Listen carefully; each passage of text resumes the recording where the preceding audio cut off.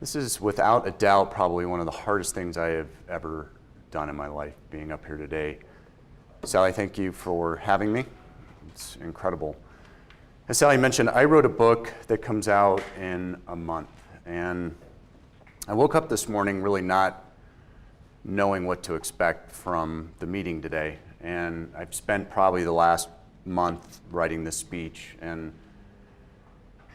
I was very intentional about every word that I picked in this speech by really wanting it to resonate. And when I wrote Jumping into the Parade, it was, at the time, a cathartic experience for me to understand what had happened in my own life. I was a CEO of a company, as Sally had mentioned. I was in that role for about a decade. When the markets collapsed in late 08, 09, our cost basis was considerably higher. I lost $55 million. And I had always connected my works as a person to my worth, and I really wasn't sure what to do about it. I went on antidepressants and anti-anxiety medication in August of 09 after my first attempt at ending my life, and decided in August of 2011 that I was healed, that I was fine. And in November of 2011, I found out that the awareness that I had been given by well-meaning people, I'd never really integrated the tools, hadn't really done the work. I was off medication in New York and almost ended my life a second time. And I decided that I needed to really figure out what it was inside of me that had caused this, that I couldn't live like that anymore.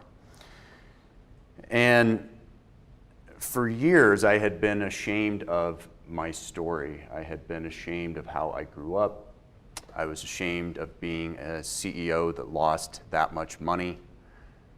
I'd never lost at anything in business before that point in time. I was a self-made millionaire by the time I was 30.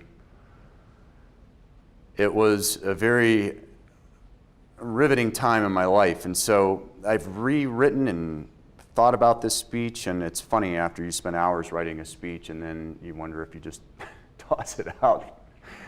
But anyway, the last 3 years I have rebuilt my entire life. I've rebuilt my entire perspective about how we live our lives as human beings. I didn't write my book really to tell my story. I wrote my book to help people understand that they're not hopeless or helpless.